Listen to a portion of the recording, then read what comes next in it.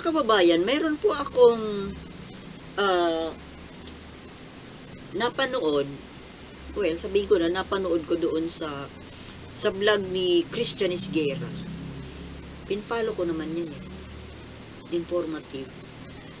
Yung in-interview niya na may-ari nung bagong survey firm, yung WR numero.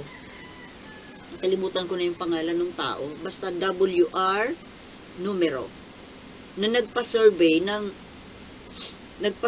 ng mga presidentiables, mga posibleng tumakbong pangulo sa 2028. Ang survey po ay ginawa nung December. Ano ba nangyari nung December? 'Di ba? Hindi ko lang maalala kung magulo na ba noon yung nag-umpisa na yung tungkol sa confidential fund. Parang napag-uusapan na yung tungkol sa confidential fund noon, di ba? Also the ICC.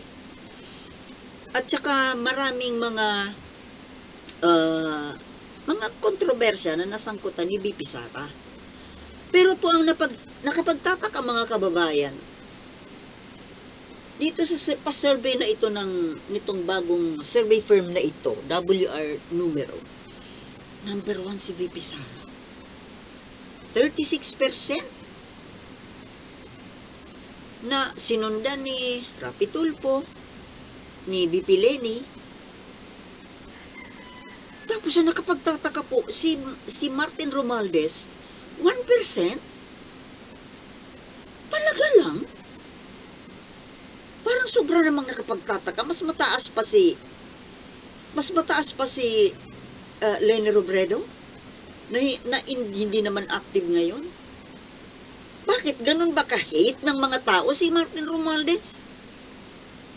Ako talaga yung nagtataka.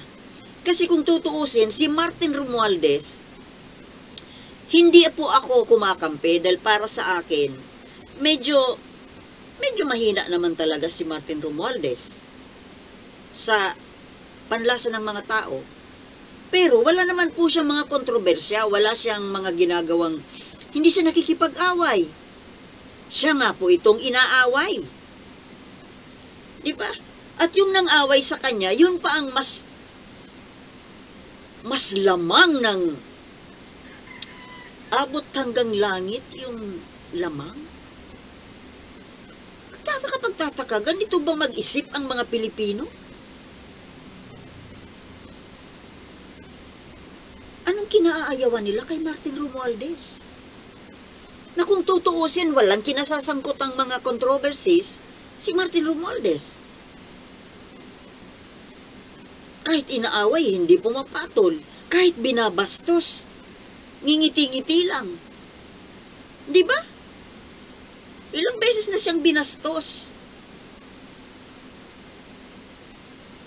Pinaparinggan, binigyan ng napakapangit na bansag. Di ba bansag ang tawag doon? Dito sa amin, bansag ang tawag doon, yung tambaluslos. Nakapagtataka naman, ba't ganon? Ngayon, itong may-ari nitong survey firm, tinanong siya ni Christian Isguera kung binayaran daw, sino ba ang proponent nung pa-survey. Kesyo sila daw. Sarili nilang initiative na pa-survey. Wala daw nagbayad. Hindi daw sila binayaran ng Duterte. Really?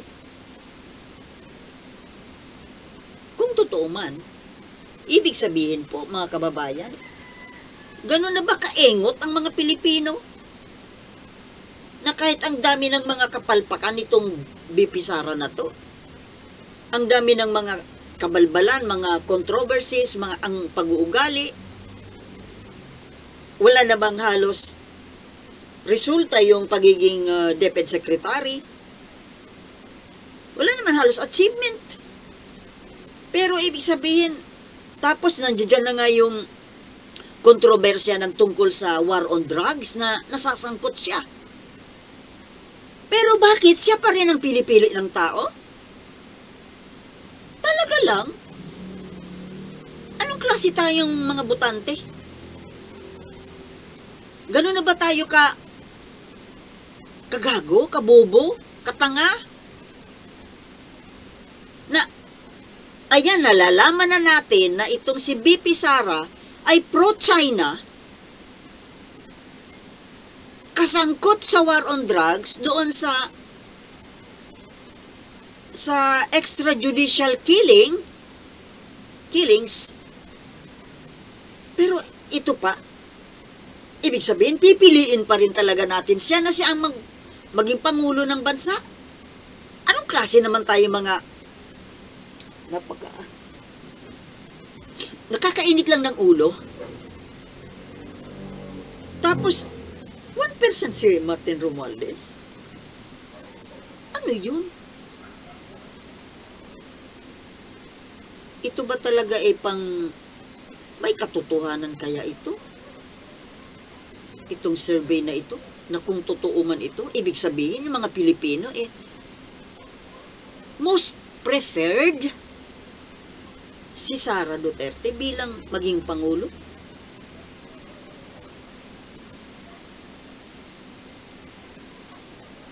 Ewan ha. Or, dalawang bagay lang yun totoo or mind conditioning lang. Kasi kung titingnan po natin dyan sa mga comments ng mga netizens sa mga vlogs, well, syempre, kapag pro-government, pro-Marcos, mas nakararami yung mga Marcos loyalist na nanonood. Pero mayroon ding mga DDS. Mayroon mga anti-Marcos.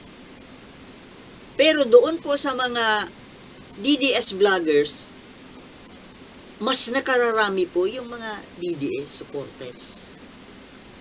So, nakapagtataka, ano kaya talaga? Na ang naiisip ko po, kung talagang totoo ito, kung ito ay genuine na survey, na ito ay talagang naglalaman ng totoong damdamin ng taong bayan. So, ibig sabihin, mas prefer natin ang pro-China na isusubo tayo sa China. Tsaka yung pamilya ng mga drug lord, mamamatay tao. Ganun ba yun? Ay, sana nga, doon sana sa pangalawa, na ito ay walang katotohanan at mind conditioning lang talaga. Ay, nako.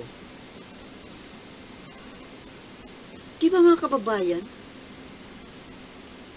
alam mo ako, maisip ko lang, ma-imagine ko lang na si Sara Duterte ang nakaupong Pangulo. Nakikinikinit ako po kung ano ang sitwasyon ng bansa. Nai-imagine ko. Kayo mga kababayan, na-imagine nyo rin ba? Hindi kaya hindi ba? Mas probably na na ang magiging pamumuno ni Sara ay carbon copy lang nung sa tatay niya. Na parang wala namang pakialam sa mga mahihirap. Puro lang pagbubulsa ng pera. Pera ng taubayan. Tingnan mo. Yung kapatid niya si Paulo Duterte, 51 billion. Yung tatay niya, ganun din. At mas matindi itong si Sara. Mas matindi ito. Dahil nga nung siya ang mayor ng Davao, yung kanyang confidential fund ay doble nung sa tatay niya. O di mas masahol pa siya dun sa tatay. Na ang katotohanan din nga kahit siya yung Pangulo, siya ang Pangulong nakaupong Pangulo, Ang totoong magpapatakbo niyan ay yung tatay niya. Or partner sila. So, anong klaseng bansa meron tayo? Sa palagay niyo. Alam na natin kung ano, ibinubulgar na nga ngayon, ang dami nang nag-e-expose nung mga nangyari nung panahon nila, mula pa sa Davao, hanggang dito sa sila nang namumuno dito sa Pilipinas, sa buong bansa na. Ang dami ng mga exposes. Tapos, Duterte pa rin? Ay, wow! Parang nakakatawa.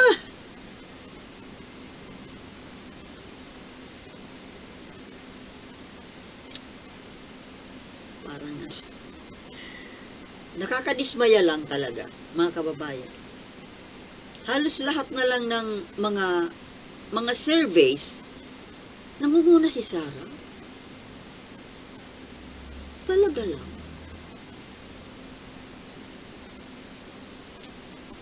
Kung hindi man si Sara, si Rafi Tulfo. Parehas din lang yan. Ewan lang kung si Rafi Tulfo ba maging magnanakaw din. Wala pa naman tayong nalalaman. Ngayon pa lang naman siya pumasok sa politika. Although ang alam natin sa kanya, namimigay siya ng pera sa tao. Pero, hindi pa rin natin masabi pag siya na ang nakaupong Pangulo. Ako, sa totoo lang, ang gusto kong maging susunod na Pangulo ay si Gibo Teodoro. Opo. Si Gibo Teodoro. Para sa akin. Kaso, napapansin ko, maraming may gusto kay Gibo Teodoro. Ang mga nagkakagusto dito ay yung mga matatalino. Hindi ko sinabing matalino ako, ha. Hindi ko sinabing gano'n. Ang napapansin ko lang sa mga naririnig ko na mga may gusto pumili kay Gibo Teodoro ay yung mga intelihente, mga intellectuals. Hindi yung mga bobotante. Kasi ang bobotante, alam na natin kung sinong pipiliin. Tingnan mo noon, yung mga intelihente noong 2022, kung hindi man si Bongbong Marcos, si Ping Lacson.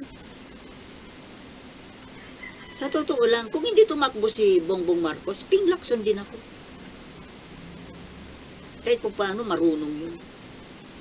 At hindi nga yun kumukuha ng pork barrel, di ba? Pero yung hindi nga nila isinasama sa survey si Gibo Teodoro. Para at least malaman man lang natin kung ilang porsyento man lang. Ang ipinapakita lang, Sara Duterte, Rafi Tulfo, Yusip. Isama nyo naman si Gibo nang sa ganun magising man lang ang isipan ng taong bayan. Ay, sino yung Gibo Teodoro? Ano bang ginagawa nito? Diba? Kailangan yung tao maging aware. Hindi yung isusubo lang natin, ito lang, si BP Sara, si Rafi Tulfo. Wala nang iba. Kung tutuusin, marami dyan eh. Marami magagaling na pwedeng maging matino, mahusay, makabayan. Kayong magpapasurvey, pwede ba isalin nyo naman si Gibo Teodoro? Okay, mga kababayan, kayong mga kaloyalista, sino ba ang bet ninyo? Okay? Yun lang po ang iwanan ko sa inyo. Maraming salamat muli sa panonood at magkita-kita po tayo sa susunod. Peace!